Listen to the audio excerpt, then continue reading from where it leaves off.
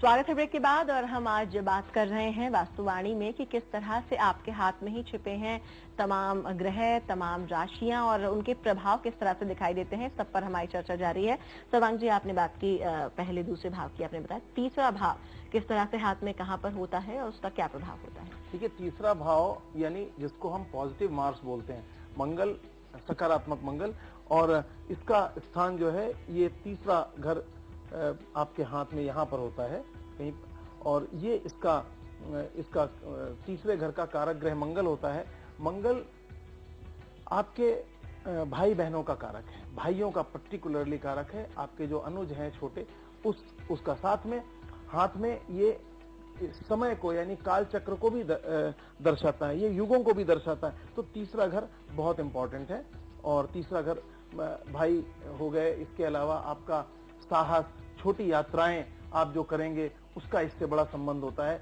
छोटी छोटी यात्राएं जो होती हैं वो जो है जो कार्य क्षेत्र से संबंधित होती हैं, उसका इससे बहुत संबंध है। दूसरा, ये स्थान आपकी आयु को सपोर्ट देने की, इसके साथ इसकी जिसे मंगल हम बोल रहे हैं, तो इसकी एक आयु रेखा होती है, ये आपकी मेन लाइफ लाइन को सपोर्ट करती है। कुंडली में भी जो हम लोग अष्टम भाव आयु का भाव है, और अष्टम से अष्टम भावात भावम सिद्धांत के अनुसार तीसरा घर, तो तीसरा घर भी आयु के लिए इसीलिए बोलते हैं हाथ में कि आयु रेखा को मंगल रेखा सपोर्ट करती है। चलिए बात करें अब चौथे घर की। चौथा घर ये माता की गोद है, ये आपका सुख है। माता की गोद में जो सुख व्यक्ति को प्राप्त होता है, तो जब आप जन्म कुंडली में जाएंगे तो इसको बोलते हैं सुख स्थान, मातृ स्थान, माता का स्थान, भाव का स्थान यानी फीलिंग्स का हाउस। और ये हाउस ऑफ आपकी प्रॉपर्टी का घर है, स्थान है। लग्जरीज यानी गाड़ी जो सवारी होती है, तो यानी अगर हाथ में चंद्र का जो स्थान है, अगर वो काफी पुष्ट है, अच्छा है, तो ये तमाम चीजों का सुख हमें मिलेगा। हाथ में ये एक माता को बहुत रिप्रेजेंट करता है। और चंद्रमा गति का कारक होता है, चंद्रमा यात्रा का कारक होता है। तो हाथ में देखिए दर्शकों, ये नेगेटिव मार्क्स के नीचे यहाँ पर ये आपका चंद्र पर्वत का क्षेत्र है, काफी बड़ा क्षेत्र होता है, विस्तृत होता है। और यहीं पर देख करके विदेश रेखाओं, मतलब विदेश यात्राओं के बारे में और चीजों के बारे में ध्यान दिया जाता है।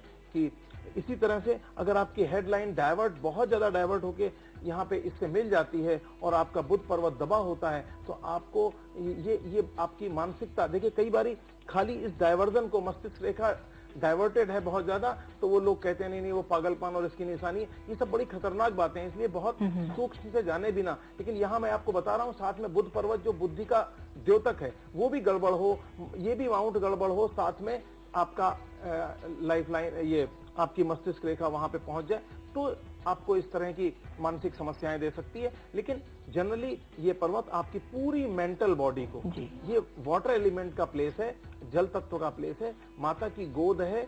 कुंडली में ये माता के गर्भ को भी रिप्रेजेंट करता है कि ये जो है शिशु का एक कारक है। और चंद्रमा चूंकि गति का कारक होता है, तो समुद्र पारी ये व्यापार और समुद्र पारी यात्राएं, क्योंकि क्या इसलिए क्योंकि आपने जैसा कहा कि जल से संबंधित है, इसलिए क्या समुद्र से संबंधित यात्राएं होती हैं? बिल्कुल बिल्कुल। और क्योंकि गति चंद्रमा से संबंधित है, तो ये सब कुछ चंद्रमा दिखाता है। तो चलिए अब बात हो जाए पांचवा जो घर है, उसका क्या क्या प्रभाव हाथ में कहाँ पर है, कैसे है? हमने कहा ये माता का घर, तो पांचवा घर जो है वो उसका कारक इसी के पास होता है। कुंडली में 4 केंद्र स्थान होते हैं और जो है 2 त्रिकोण स्थान होते हैं, जो क्रमशः 5वां और 9वां होता है। ये 5वां प्रथम त्रिकोण से लक्ष्मी स्थान बोलते हैं।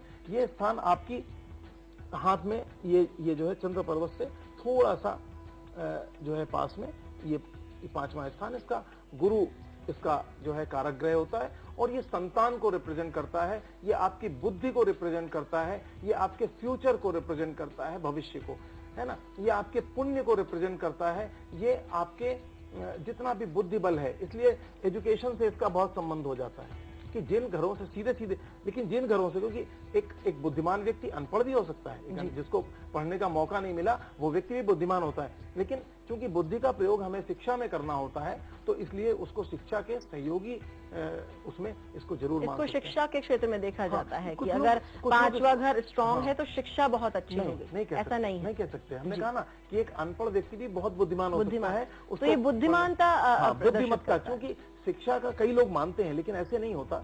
शिक्षा के लिए दूसरा जो घर है, चौथा घर और पांचवा घर, क्रमशः इनको मिला करके शिक्षा का हिसाब किताब बनता है ना।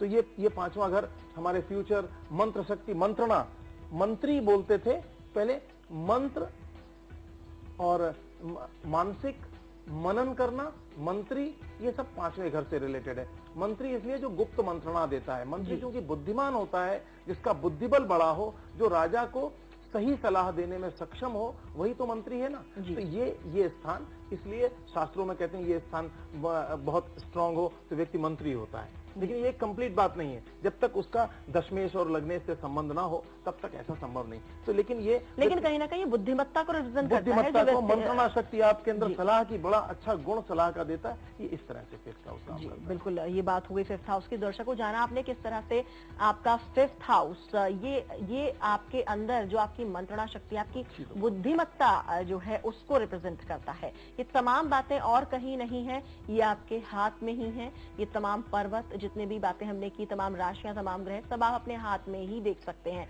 और अगर इनमें कहीं आप कोई कमी पाते हैं, इसका अर्थ है कि आपका इस से संबंधित जो ग्रह है वो कहीं ना कहीं कमजोर है। उसके बाद आप उपाय कर सकते हैं उसे स्ट्रांग करने के। और फिलहाल हम यहाँ पर रुक रहे हैं छोटे से ब्रेक के लिए। भी और बहुत सारे ग्रह बचे हैं, बहुत सारी राशियां बची हैं, जानेंगे किस तरह से हाथ में ये मौजूद हैं और इनके क्या प्रभाव हमारे जीवन पर दिखाई देते हैं। इससे छोटे से ब्रेक के बाद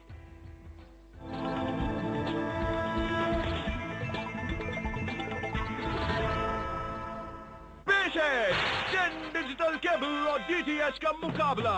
ये है डीटीएच की पिक्चर क्वालिटी एकदम साफ, और ये है जेन डिजिटल केबल की पिक्चर क्वालिटी, ये भी एकदम साफ। पर ये क्या, जेन डिजिटल केबल के साथ पैसों की बचत भी। नतीजा बिल्कुल clear, Gen is the winner. Gen digital cable, देखे जरा। इंतजार की घड़ियां खत्म हुई। Hind institute of mass communications में BAMC, MMC और PGDMC कोर्सेज में एडमिशन लेने के लिए एंट्रेंस टेस्ट 17 जून संडे को। टेस्ट के आधार पर टॉप 5 स्टूडेंट्स को फीस में 80% की छूट। आज ही संपर्क करें और अपनी फीस सुनिश्चित कराएं। पहले आए पहले पाएं। हमारा पता है news time 24/7 and Himcom D68 sector 2 Noida. हमारे फोन नंबर्स पर कॉल करके भी आप रजिस्ट्रेशन करा सकते हैं। तुरंत संपर्क करें।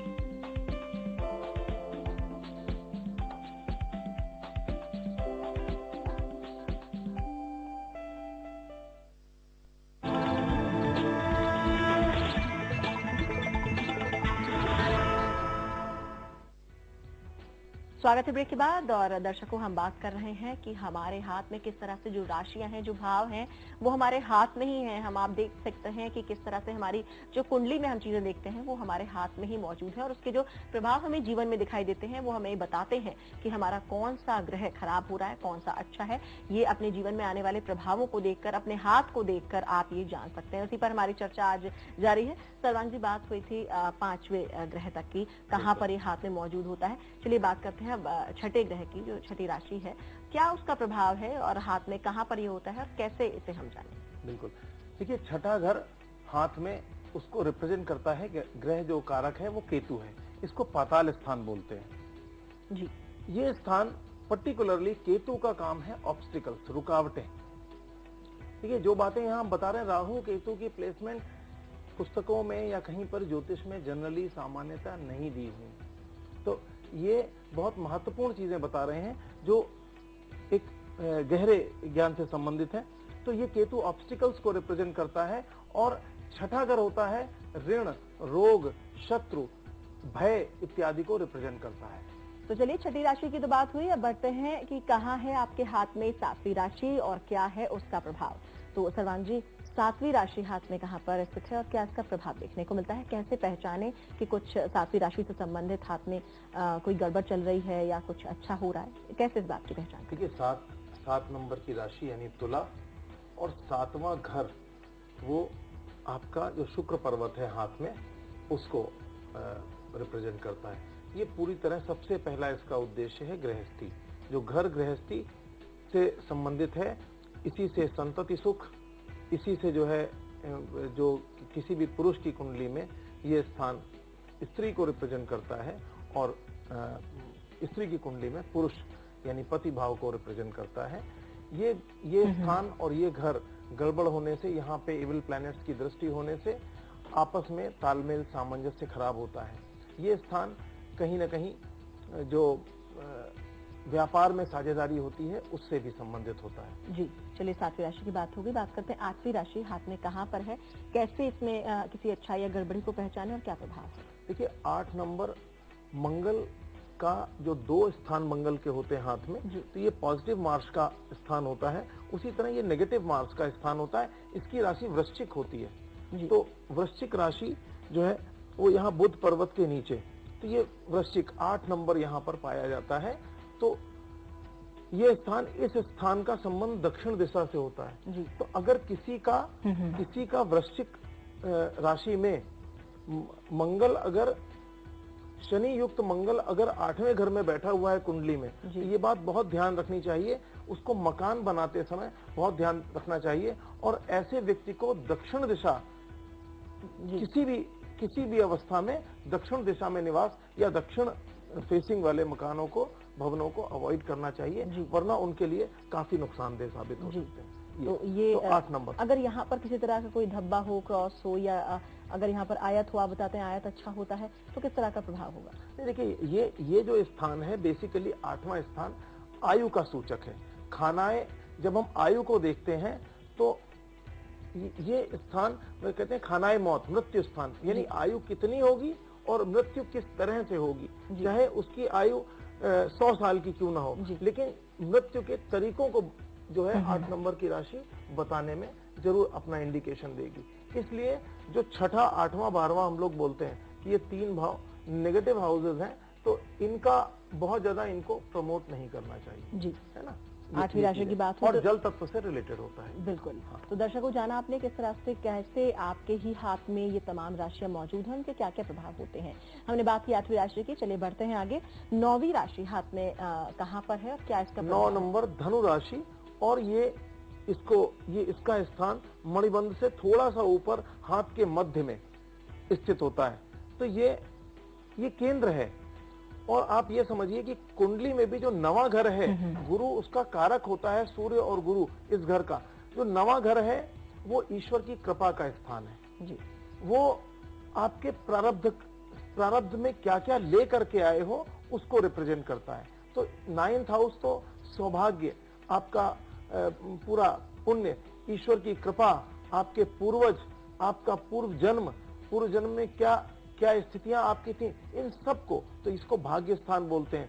करियर के लिए 9वें और 10वें का संयोग, 10वां कर्म स्थान है, 9वां भाग्य है, तो भाग्य और कर्म का कॉम्बिनेशन है। तो ये स्थान मतलब पूरी कुंडली में सर्वाधिक महत्वपूर्ण स्थानों में से है। और जो हम बोलते हैं कि 2 त्रिकोण और 4 केंद्र, मुट्ठी के अंदर 4 केंद्र होते हैं और खुले हाथ में, तो जो त्रिकोण जो 2 है, 5वां और 9वां, 5 नंबर की राशि और 9 नंबर की राशि, त्रिकोण स्थान लक्ष्मी स्थान कहते हैं। तो ये स्थान कुंडली में सबसे बड़ा लक्ष्मी स्थान है, सबसे बड़ा ईश्वर की कृपा का स्थान है। ये स्थान अगर एक बार प्रभावित हो गया या दूषित हो गया तो समझ लीजिए व्यक्ति का सौभाग्य कमजोर हो गया। और व्यक्ति का सौभाग्य अगर कमजोर हो गया तो कितनी भी मेहनत करे उसका फल उसको उतना नहीं मिलेगा। बिल्कुल। तो अगर दर्शकों आप भी कहीं ना कहीं भाग्य में कोई कमी महसूस कर रहे हैं, किसी तरह की आपकी बढ़ोतरी में कमी महसूस कर रहे हैं, तो आप देख सकते हैं अपने हाथ में कि कहीं इस स्थान पर किसी तरह की कोई दिक्कतें तो नहीं आ रही हैं, कोई जाल जैसा तो नहीं बन रहा है। तो आप आसानी से पहचान सकते हैं कि आपके ग्रह में जो 9 नंबर की राशि है वो कहीं ना कहीं दूषित है, आपका भाग्य स्थान इसलिए दूषित हो रहा है। चलिए बढ़ते हैं आगे। 10 नंबर की राशि हाथ में कहाँ पर है और क्या इसके प्रभाव? 10 नंबर ये शनि पर्वत के ठीक नीचे होता है, 10वां घर जी। तो ये कर्म का क्षेत्र है। और अगर भाग्य रेखा यहाँ 9 नंबर से निकल के 10 नंबर पे पहुंचती है तो आपको आसानी से, कम मेहनत से अधिक फल, आपकी पोजीशन, आपका पद, प्रतिष्ठा, मान सम्मान, जिंदगी में सफलता के झंडे आप गाड़ोगे। और ऐसा मतलब इसका प्रभाव है। तो और इस बात को बताता है शनि, आपका शनि पर्वत अगर यह जहां 10 नंबर है, ये अगर दबा हुआ है तो वो कमजोर करियर को कमजोर कर्म को रिप्रेजेंट करता है। तो ऐसे में सैटर्न को ठीक करना चाहिए और गुरु की मदद लेकर के ठीक करना चाहिए। ये जो है स्थान, अगर ये स्थान दबा होता है तो व्यक्ति निराशावादी होता है। और देखिए, जैसे गुरु का एक स्थान हमने यहाँ बताया, उसी तरह एक स्थान दूसरा घर हमने बताया था यहाँ पर। अगर भाग्य रेखा यहाँ से डाइवर्ट होकर के और कहीं शनि पर्वत इसके साथ अगर मिल जाए तो ये कमाल का कॉम्बिनेशन एक और कमाल का होता है कि जो भी आदमी अर्न करता है, जो भी आदमी अपनी पोजीशन बनाता है, उसको अपनी पीढ़ियों के लिए सुरक्षित रख पाता है और उसके अंदर अपने करियर और भाग्य में एक लीडरशिप होती है। जो कहते नहीं है, पुराने जमाने में हाथी बनते थे, तो ऐसे उसके घर में तमाम सारे वाहन सुख बहुत जबरदस्त होता है। और साथ साथ वो व्यक्ति लग्जरीज और सारी चीजें होना, दान धर्मी और लॉयल और समाज के लिए करने वाला और बहुत धार्मिक व्यक्तित्व और बहुत ही सफल व्यक्तित्व होता है। जी बिल्कुल।